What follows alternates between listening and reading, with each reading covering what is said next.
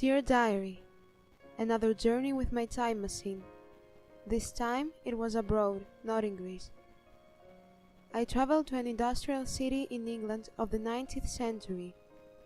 I arrived there late at night and the city lights were lit. There were people walking on the streets and admiring them. Something strange was going on though. These people were only elites, aristocrats, and all of them were well dressed. I was wondering about poor people. Where were they? So, I decided to take a walk to find out what was going on. I noticed the first cars of the age. Later on, I arrived at the port. Everywhere, there were anchored steamships. Still my question had not been solved. A part of the town was a bit dark and I wanted to explore it. I heard a man talking with his wife. I hid behind some trees. They went up to a block of flats. I followed them. They lived in a small apartment with their 7 children. So did many other workers. They all looked tired. After a while, I decided to go into their apartment and talk to them. They were hospitable. I did not expect it. They introduced themselves and suggested I'd stay with them for the night. I accepted because I thought that this trip should not end so soon. The next day, everybody would go to the factory for work. It seemed to me strange enough, so I asked if their children worked too. They replied with a one voice, "Of course." They also told me that they had lost 2 of their children in occupational accidents.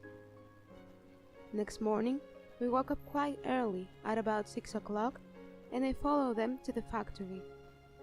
When I came into the factory, I saw something I did not want to see. Children working in the mines. Some women were crying, probably because they had lost their children in the mines.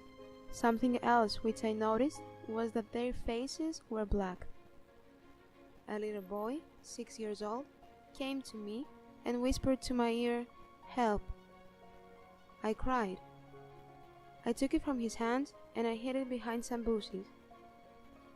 I gave him some chocolate, which I had in my pocket, and he ate it greedily.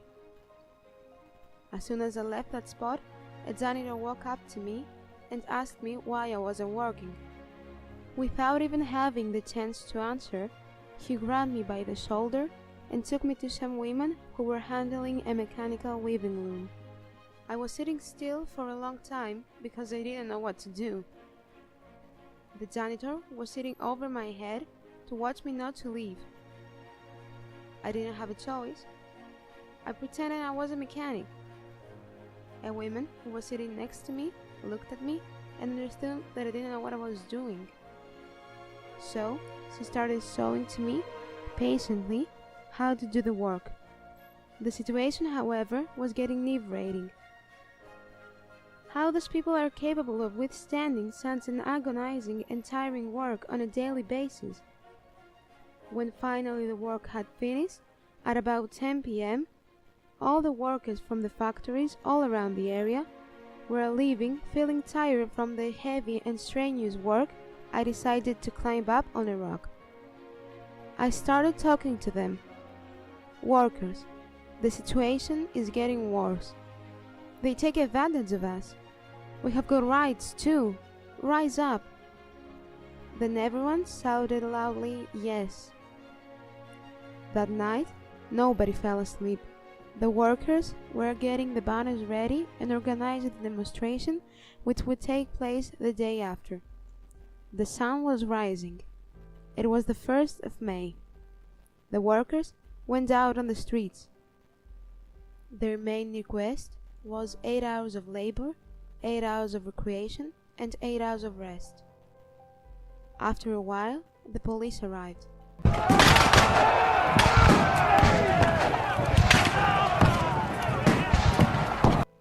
Thousands of people got injured, and some were even killed by the policemen, who didn't hesitate to use their guns.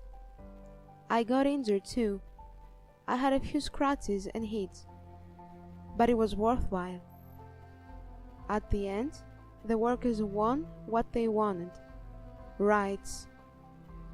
After this incredible protest, I took my time machine and finally got back to 2018. The last 2 days were quite exhausting. I believe that this was the biggest one of my journeys, but it wasn't the last one, so see you soon.